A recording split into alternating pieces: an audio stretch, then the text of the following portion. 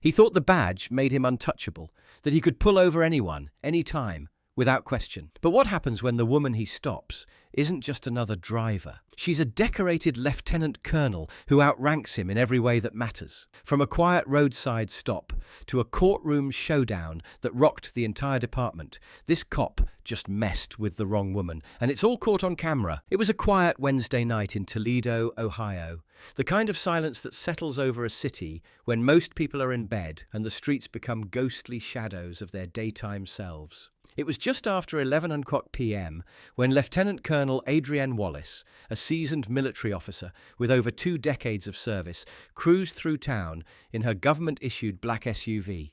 She was dressed simply, her posture relaxed but upright, her mind replaying the last details of a long base meeting 2 hours south. The hum of the tires beneath her was almost hypnotic as she let her thoughts drift to what she'd cook for breakfast the next morning, or whether her teenage son had remembered to put the trash out. The road ahead was empty. The windows were down, just enough to let in a trace of night air, and the world felt still. She wasn't in a rush.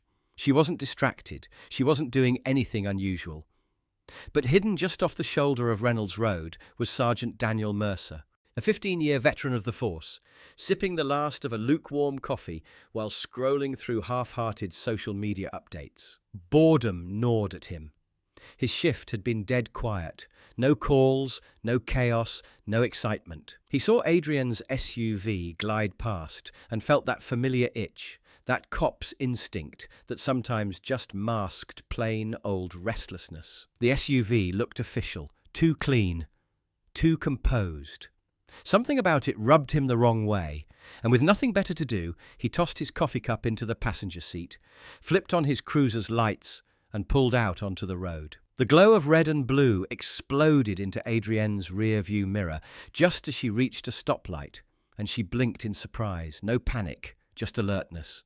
Calm and composed, she slowed her vehicle and signaled to pull to the side, her training kicking in without hesitation. She rolled her window halfway down and kept both hands in plain sight on the steering wheel, the way all military personnel are taught when dealing with police. Her face remained neutral, and her tone respectful as the patrol car door slammed behind Mercer, and he approached her SUV like a man stepping into a fight, not a conversation. No greeting, no standard procedure, just an aggressive license and registration. Adrienne tilted her head slightly. "Officer, may I ask why I'm being stopped?" she said, her voice even. Mercer didn't answer immediately. Instead, he shined his flashlight directly into her face, squinting as if trying to read something beyond her ID. Maybe her nerve. Maybe her fear. "You were drifting between lanes. Didn't signal. Looked like you might have been under the influence." She raised one brow. "I wasn't." He ignored her statement and repeated louder this time. "License and registration." Without argument, she reached slowly toward the glove compartment and retrieved her documents, every movement deliberate and careful. "This is a government vehicle," she said as she handed them over. "I'm a federal employee." Mercer looked at her ID, then glanced at the papers again, expression unreadable. "Military?" he asked with a small mocking smirk. "Yes," she answered plainly. "That doesn't mean you're above the law," he said, a flicker of challenge in his tone. "I never said I was," she replied, his jaw tightened. This wasn't going the way he expected. He stepped back and ordered her to exit the vehicle. Adrienne blinked. "Excuse me," she said, confused. "Step out of the car. I'm conducting a sobriety check," Mercer said, this time with a voice loud enough for the passing wind to carry. Adrienne's eyes narrowed slightly. "On what grounds?" "I've complied. I haven't been drinking. I'd like to know the reason for this order." Mercer took a step closer to her door, now inches from the frame. "You're refusing a lawful order." She didn't move. "No," she said firmly. "I'm asking for clarification." He didn't like that at all. Without warning, he pulled on the door handle and opened it himself. Adrienne didn't resist. She didn't raise her voice. She simply picked up her phone, pressed the screen twice, and turned on the camera. "Just so we're clear," she said, "this interaction is being documented." Mercer paused, just for a split second, as his eyes registered the phone, now recording his every move. The pause wasn't long, but it was real. Something in him hesitated, but his ego refused to retreat. "Out of the car," he repeated, louder, chest puffed. Adrienne stepped out calmly, her shoulders straight, her body language composed. She didn't wear her uniform, but she carried her authority with every breath. She stood tall, not defiant but commanding, and that's when Mercer realized something didn't feel right. For the first time in a long time, he didn't feel in control. He instructed her to perform a sobriety test, and she followed every instruction to the letter. He told her to walk a straight line under the flickering streetlight, and she did, with zero sway, zero hesitation, zero signs of impairment. Still, he wasn't satisfied. He leaned back against his cruiser and scribbled something on a pad. "Failure to maintain lane." Then he tore the ticket from his booklet, walked over to her, and handed it over without a word. Adrienne took it silently. She gave him a single look, not angry, not shaken, but unreadable. The kind of look that said, "This isn't over." She got back into her SUV, still recording, placed her phone in the cup holder, and drove off into the night, her taillights disappearing down the dark, empty road. Mercer stood still for a moment, watching her go. To him, this was done. Just another stop, another minor citation, nothing more. He didn't know her name, didn't care, didn't think twice, but Adrienne Wallace was already making a mental note. Not to complain, not to rant, but to file. To document, to prepare, because she knew exactly what kind of power was misused tonight. And she wasn't the type to let it slide. She'd been in war zones. She'd dealt with authority figures across continents. She knew exactly how to stay calm under pressure. And, most importantly, she knew how to win battles, especially the kind that start quietly on an empty stretch of road. Mercer, on the other hand, didn't know what he had just triggered. Because while he laughed it off with his buddies back at the precinct, mocking some fed woman with attitude, the body cam footage he casually tossed into the charging dock was already time-stamped, already logged. And very soon it would become Exhibit A in a courtroom where the rules of rank, power and justice were about to flip upside down.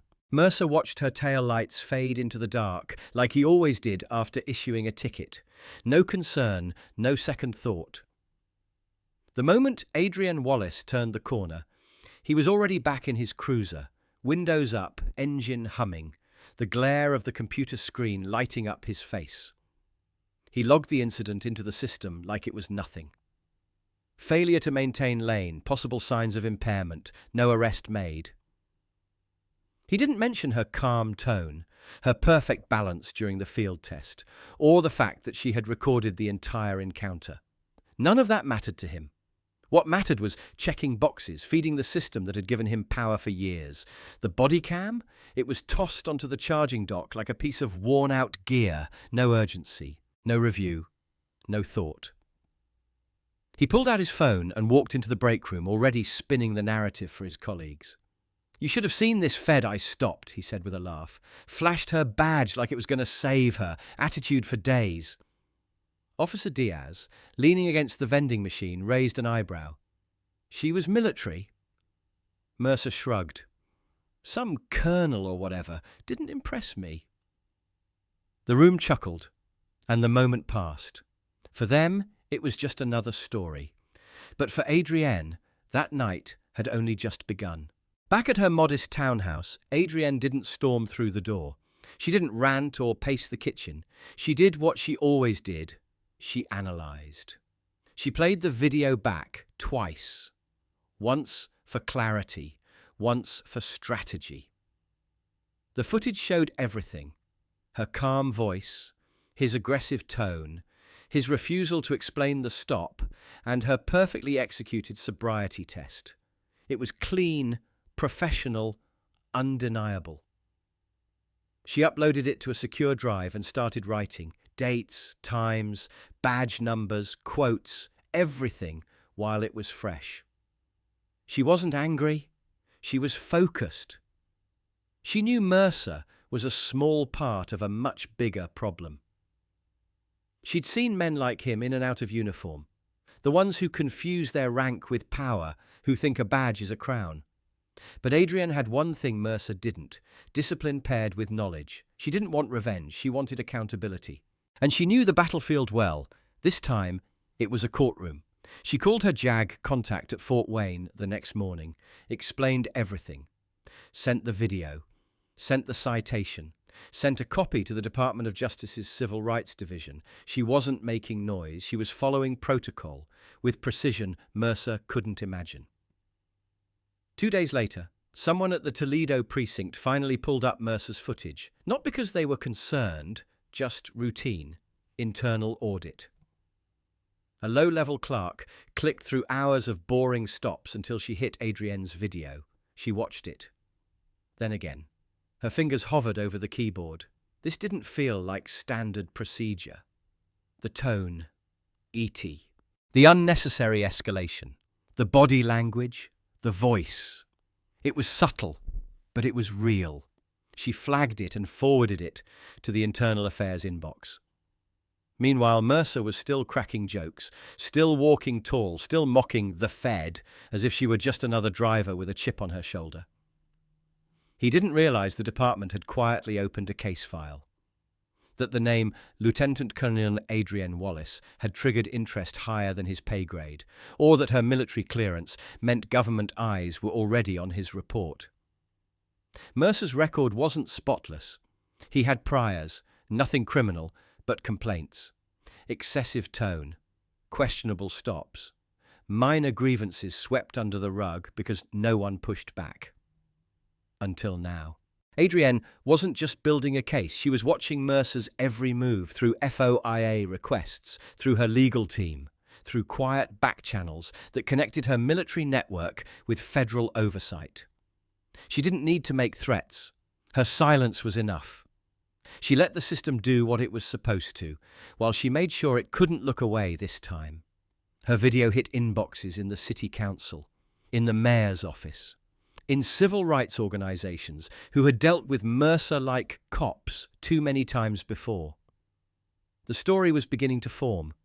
Not a headline yet, but the kind of quiet momentum that meant something was coming. Meanwhile, Mercer got a memo from Internal Affairs.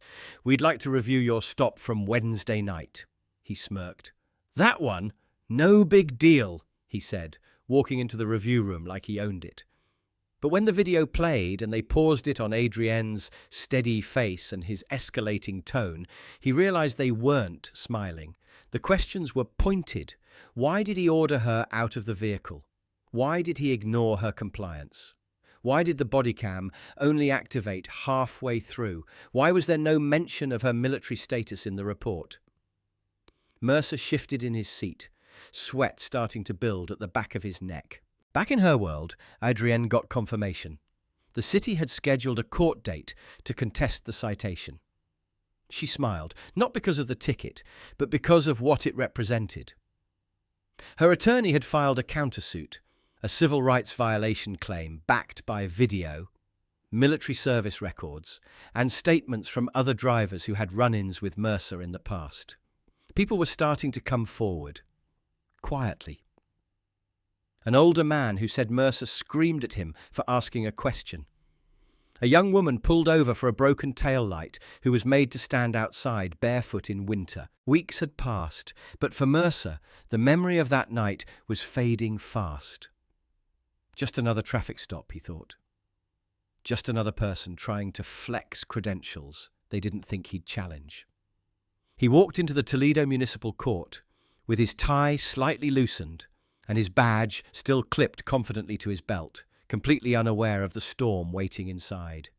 He wasn't even clear on who was contesting the ticket, just that it was some federal employee, probably bitter about being pulled over. As he stepped into the courtroom, he glanced casually to his left and froze. There she was, Adrienne Wallace. Not in jeans and a hoodie this time. No, she was in full military dress uniform, pressed and polished, medals shining under the sterile court lighting. Her posture was flawless, eyes focused, calm but unflinching. The judge noticed immediately. "Lieutenant Colonel?" he asked, glancing down at her paperwork. Mercer's spine stiffened. She had outranked the room before saying a single word. Even the city attorney paused, double-checking her credentials. But Adrienne didn't gloat. She didn't smirk. She simply stood there like she belonged, and she did. When the hearing began, Adrienne was granted the floor. She began with a statement, not emotional, not theatrical, just facts. She described the stop, the way Mercer ordered her out of the car, the sudden demand for a field test without cause. Then she submitted the phone footage. The judge asked to view the body cam video as well. Mercer sat straighter in his seat, his confidence beginning to erode, but still holding on. The screen in the courtroom lit up. First, Adrienne's recording played. Mercer approaching aggressively, speaking over her, making no clear justification. The courtroom was quiet. Her voice was calm, his was sharp, commanding, agitated.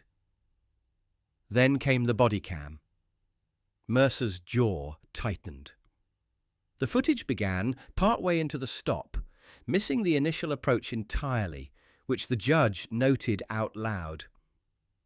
"Why isn't this video starting from the beginning?" Mercer stuttered for a second. "It must have activated late. Sometimes there's a delay." But the judge's face had already changed. Then, as Mercer barked for Adrienne to step out, even after she'd complied and shown government ID, the room shifted. What was once a casual hearing was now an interrogation of a cop's behavior. The judge sat back. "This doesn't look like standard protocol," he said slowly. Adrienne didn't move, didn't flinch. She let the silence do the work. Mercer, for the first time, was speechless. As the hearing went on, Adrienne laid out her documentation, timestamps, policy excerpts, past complaints about Mercer, and expert analysis on use of force escalation. She wasn't just defending herself, she was educating the room. Her attorney chimed in occasionally, but Adrienne carried the weight.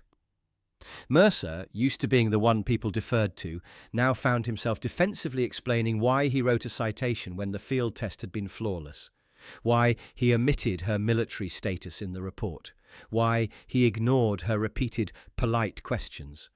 Every answer made him look smaller. By the time the footage ended and both parties had spoken, the courtroom wasn't just silent, it was stunned. The judge exhaled. "The citation is dismissed," he said, "and, based on the evidence presented here today, I am recommending a formal review by Internal Affairs." That's when Mercer knew this wasn't just a bad day. This was the beginning of something much bigger. The very next morning after the courtroom decision, something shifted inside Toledo's police department. What had once been business as usual now carried an edge of unease. The video footage from Adrienne's phone had made its way to local media, first as a short clip posted online by a freelance journalist who happened to be in the courtroom, then as a headline on the evening news, "Decorated military officer challenges officer's conduct and wins." Within 48 hours, the clip had gone viral. By the end of the week, CNN, MSNBC, and even veteran advocacy pages had reshared it with headlines like "Lieutenant Colonel confronts abuse of power and keeps her cool." The department couldn't ignore the pressure. Mercer was called in quietly. The police chief didn't shake his hand this time. Instead, he was handed a formal letter of suspension pending a full investigation. He blinked, stunned, not quite believing how fast the tide had turned. For the first time in 15 years, Mercer wasn't the one writing the report. He was the subject of it. The Internal Affairs Unit didn't stop with Adrienne's case. They dug deeper, deeper than anyone expected. Files were reopened, dashcam footage reviewed, bodycam clips audited. A pattern emerged. Over a dozen informal complaints, many dismissed without full review, now told a darker story when placed side by side. There were multiple traffic stops where drivers claimed they were spoken to with unnecessary aggression.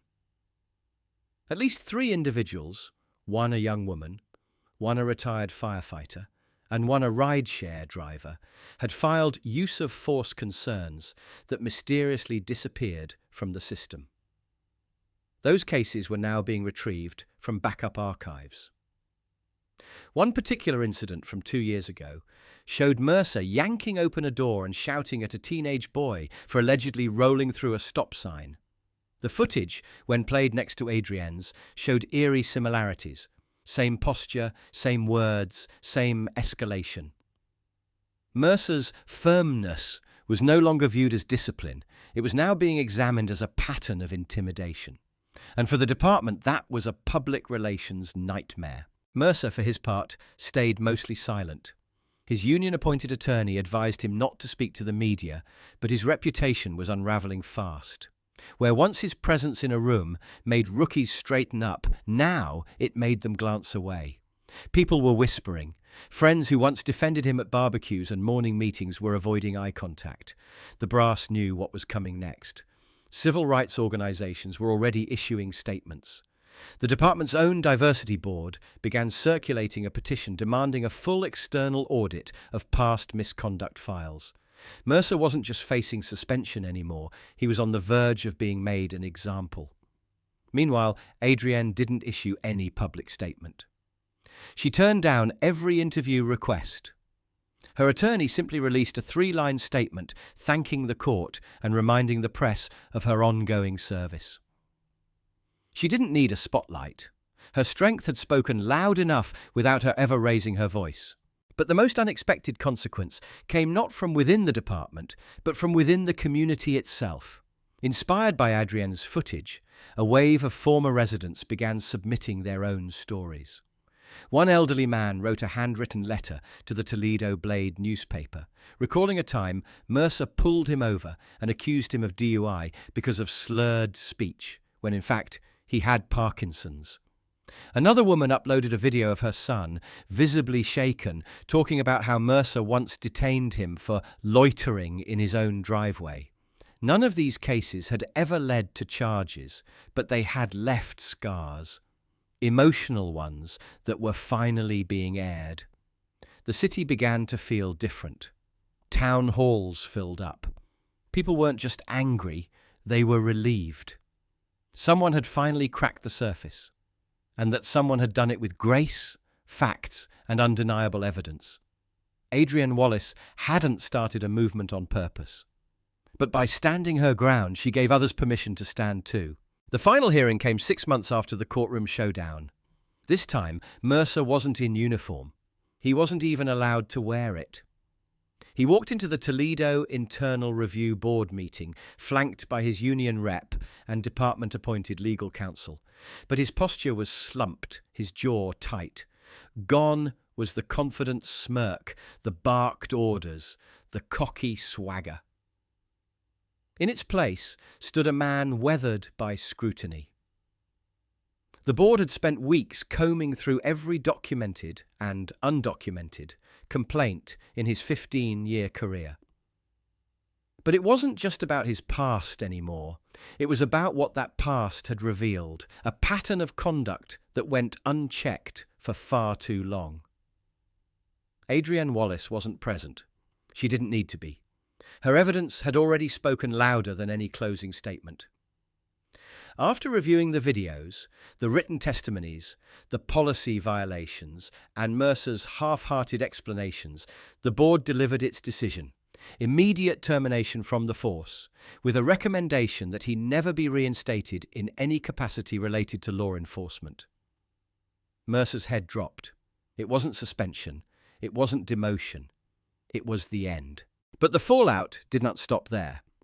A civil suit followed, not for financial gain, but for accountability. Adrienne had one goal: to ensure the department reviewed its training and oversight procedures. She waived any settlement payout. Instead, she worked with a small legal team to draft a policy reform proposal tied directly to the case. The proposal called for mandatory escalation training, third-party review of all officer-involved complaints, and public access to certain types of dash and body cam footage. When asked by the press why she chose reform over financial compensation, Adrienne said calmly, "Because power without accountability is a threat to everyone." That clip aired nationwide. It wasn't loud, it wasn't dramatic, but it resonated deeply. News anchors called it a new standard for civic courage. Military veterans across the country reposted it. Activists and law enforcement reform advocates added it to their presentations. Schools and universities used her story as a case study. Even some officers, quietly, cautiously, thanked her. Not all cops are like Mercer, but many had stayed silent about the ones who were. Adrienne reminded them that silence helps no one. Adrienne never sought fame. She returned to base 3 weeks after the verdict, slipping back into her routine without fanfare. No interviews, no book deal, no political ambitions. Just service, as always. Her peers noticed a new level of respect from civilian leadership. Invitations to speak came in from universities, military academies, and leadership forums. She accepted a few, not as a victim, but as a professional with a story that mattered. She shared strategies, frameworks, and reminders that leadership starts with humility. Meanwhile, Mercer's name became a footnote in department history. His appeal was denied. His pension reduced. Attempts to pivot to private security were blocked when companies reviewed the footage. He had gone from enforcer to pariah in less than a year, not because someone destroyed him, but because someone finally stood up. That someone never raised her voice, never stormed out, never threatened revenge. She simply didn't back down. And the message she left behind, it echoed louder than any press release. That a badge is not a license. That rank is not intimidation. That silence is not acceptance. Her story became more than viral. It became institutional. Toledo's mayor publicly credited her case with jump-starting long overdue reforms. Local activists credited her with restoring faith in accountability. And across the country, officers in training watched her footage during ethics lectures. The final scene of the story wasn't dramatic. It wasn't a courtroom explosion or a national protest. It was a quiet walk. Adrienne, in uniform, leaving the courthouse after her final appearance, medal glinting faintly in the morning light, while Mercer sat in the background, head in hands, forever changed. And as she walked down those steps, she didn't look back. She didn't need to. She had already said everything without ever shouting. The world had listened. What started as a routine traffic stop became a reckoning that echoed far beyond one courtroom. Lieutenant Colonel Adrienne Wallace didn't need to raise her voice. She just stood tall, and the system finally listened. If her story inspired you, if it made you think twice about unchecked authority, or if you believe real change starts with just one act of courage, then don't scroll away. Hit that like button to show your support. Subscribe for more stories that expose the truth, and drop a comment below. Have you ever faced someone who underestimated you and regretted it? This isn't just her story. It could be yours too. And together, we make sure it gets heard.